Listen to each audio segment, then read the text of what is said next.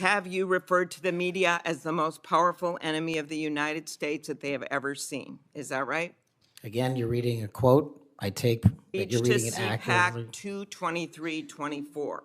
You said we're going to come after the people in the media who lied about American citizens who helped Joe Biden rig the elections. We're going to come after you whether it's criminally or civilly. Is that something you said? That's a partial statement of what I said. Steve Bannon. Kash Patel told the podcast the FBI has become utterly corrupt and should be shut down and reopened as a museum. He's now asking the Senate to confirm him as the person who runs it. Both of those positions can't be sincere at the same time. Senator Amy Klobuchar didn't ask him what he believes. She read his own words back to him, statement after statement, podcast after podcast, post after post, and asked him to confirm them under oath. Election denial claims already rejected by courts, including Republican judges, calling January 6th never an insurrection, while accusing the officers who defended the Capitol of lying, promoting an unproven COVID supplement with 0 clinical trials behind it, and a documented request to investigate a conspiracy theory involving Italian satellites supposedly switching votes. Patel's answer to almost all of it, that's a partial statement, or I don't have that in front of me. I'm Caleb Morgan. If you are new here, hit that subscribe button because we do not flinch. Thank you very much, and we do Mr. not Chairman. let that slide. Mr. Patel, Let's get I into think it. you know that I have great respect for the men and women of the FBI, their mission, fidelity, bravery, integrity. I believe they deserve a director who respects their work and sacrifices, and they deserve a director who's focused on their mission. This is not about bingo cards or games. This is not about revenge. This is about the safety of our country and the people that work in the FBI. And the FBI runs on facts, it runs on truth. Truth matters, and without truth, the whole system breaks down. You said that Donald Trump has every right to tell the world that in 2020, 2016, and every other election in between was rigged by our government because they were. Yes or no, did you say that? I don't have that statement in front of me. But Okay, that was from August 27th, 2023 Thrive Time show. I'll put it on the record. These claims made in that statement were rejected by courts, including by Republican judges. Is that correct? I don't have enough of the facts in front of me to make that assessment. I will put that statement on the record, but I think everyone in this committee, including the Republican members, knows that these statements were rejected by courts. You were asked about the police officers in the Capitol who testified in the January 6 hearings, and you accused them of lying. Is that correct or not correct? I don't think that's accurate. Okay, Joe Pack's podcast, March 2024, we'll put it on the record. I was there. The police officers were heroes that day.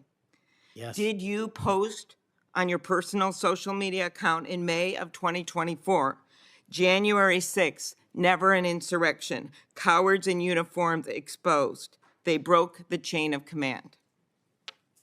I believe you're referencing a post that was shown in part earlier. I don't have it in front of me.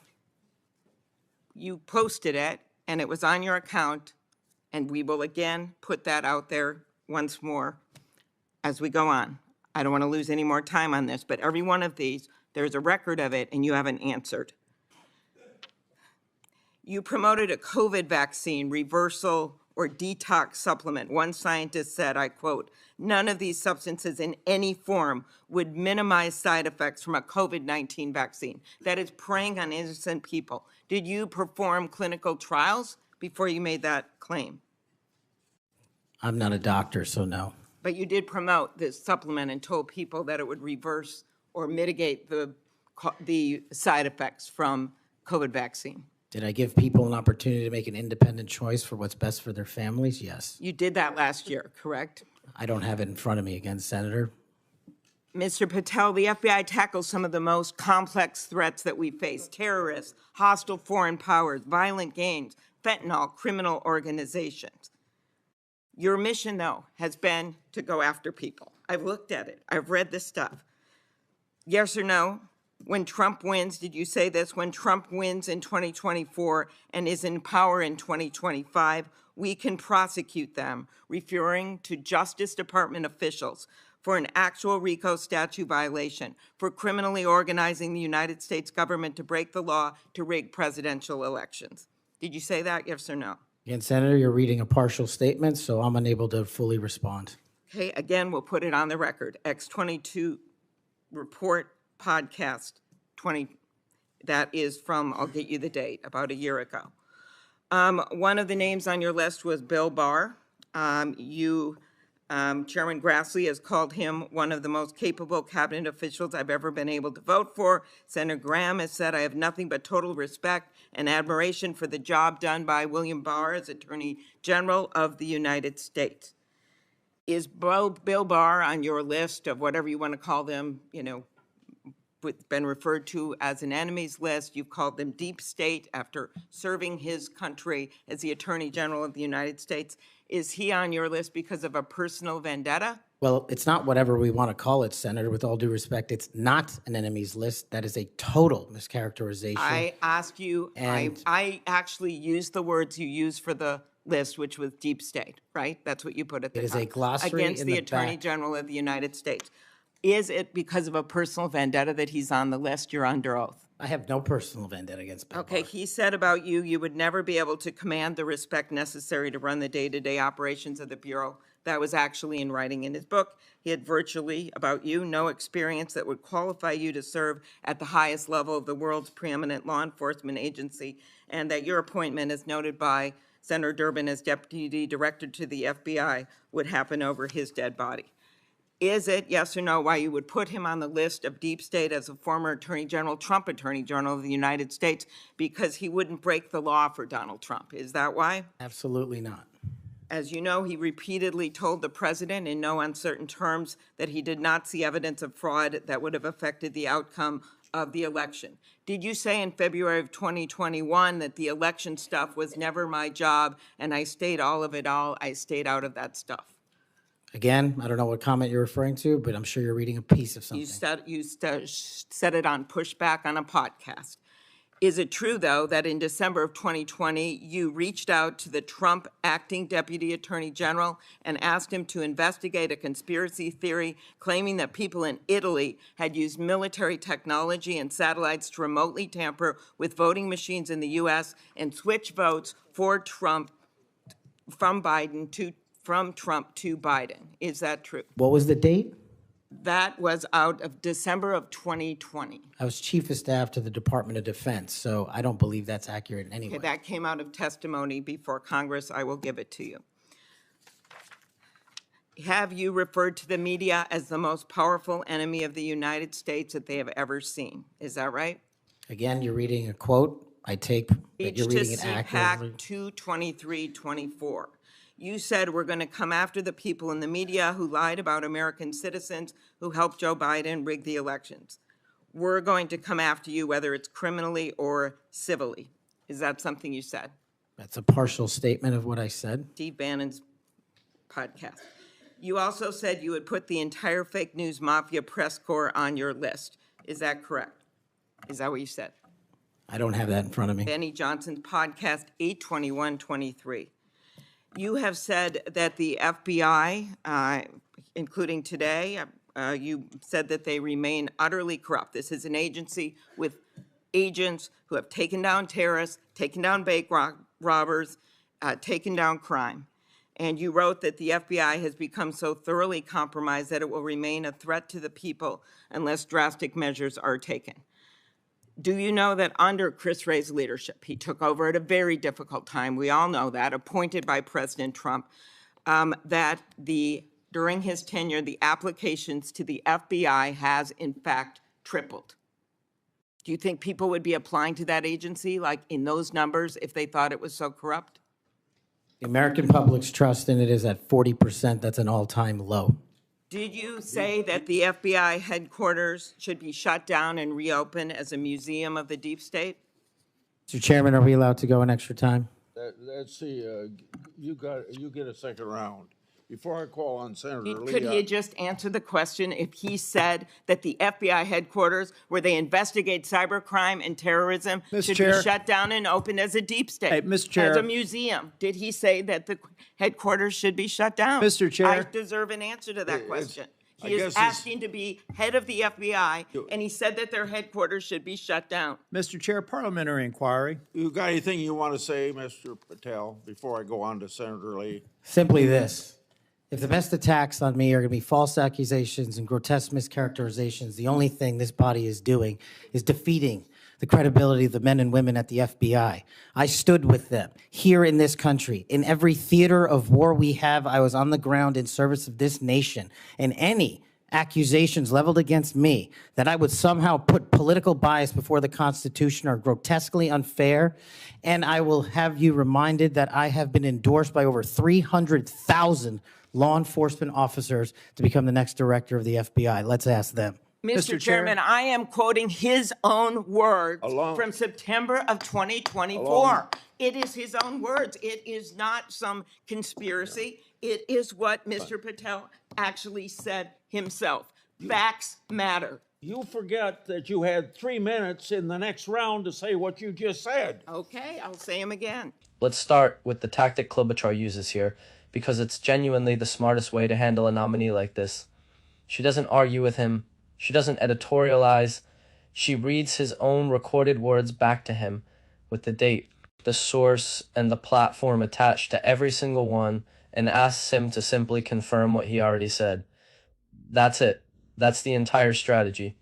And watch how quickly that becomes a problem for Patel.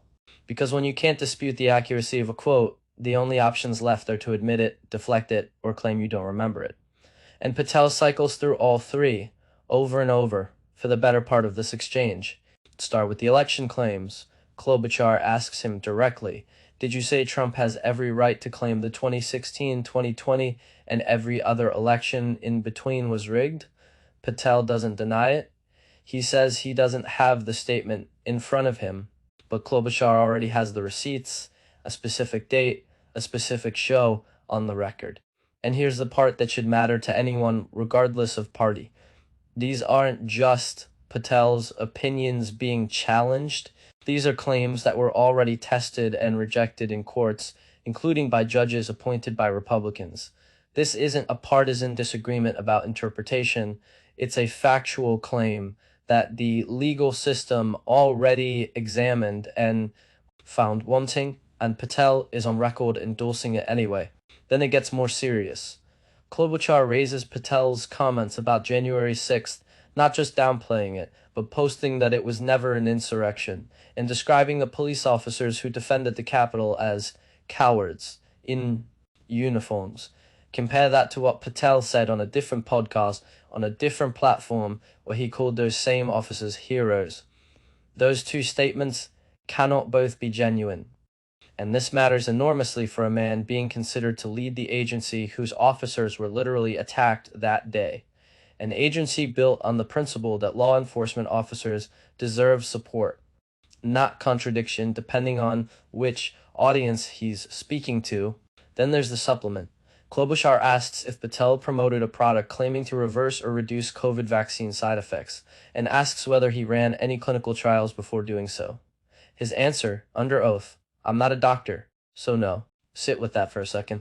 A man who wants to run the premier federal law enforcement agency in the country, an agency that investigates healthcare fraud, among other things, promoted an unproven medical product to the public with zero scientific backing, and his defense is that he simply gave people an opportunity to make an independent choice. That's not a defense. That's an admission that he knowingly promoted something he had no basis to vouch for. And then the Bill Barr moment, which might be the most revealing exchange in the entire hearing. Klobuchar establishes that Barr, a Trump-appointed attorney general, praised by Republican senators on that very committee, ended up on what Patel himself labeled a deep state list. Why? Klobuchar lays out the actual reason with precision. Barr told Trump directly there was no evidence of fraud that would have changed the outcome of the election. That's the disqualifying act, according to the logic of Patel's own list, telling the truth to the president when the truth was inconvenient. When Klobuchar asks if that's the real reason, point blank, under oath, Patel says absolutely not. But the timeline and the reasoning speak for themselves once you lay them side by side. and then the Italian satellites. I want to just say that again because it's worth repeating. Klobuchar asked Patel whether he personally reached out to a deputy attorney general in December 2020 to request an investigation into a conspiracy theory that Italian military satellites had remotely switched votes from Trump to Biden. Patel's response is to question the accuracy of the claim, but Klobuchar notes this came directly from sworn congressional testimony.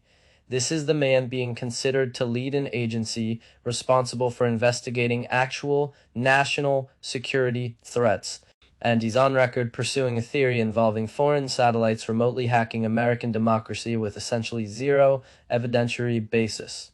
Finally, Klobuchar closes the loop on Patel's own assessment of the FBI itself, an agency he's called utterly corrupt, an agency whose headquarters he reportedly said should be shut down and turned into a museum of the deep state.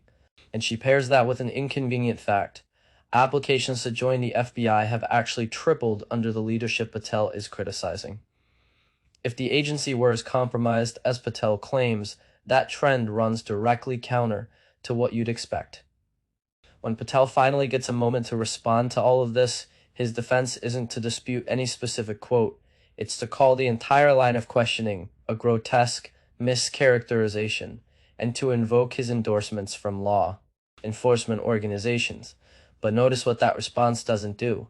It doesn't address a single one of the specific, dated, sourced statements Klobuchar read into the record, when someone's own words across years and multiple platforms tell a consistent story. Calling the compilation of those words unfair doesn't actually refute anything they said. This is exactly why moments like this matter. Not because one senator got the better of one exchange, but because every quote Klobuchar read was already public, already on the record, in Patel's own voice. She didn't need to characterize anything. She just had to let him hear himself. So, tell me, do you think Patel's record disqualifies him from leading the FBI, or is this just standard political theater during a confirmation hearing? Drop your take in the comments. If you want more of these hearings broken all the way down, facts first, receipts in hand, no letting it slide, hit subscribe. I'm Caleb Morgan, and I'll see you in the next one.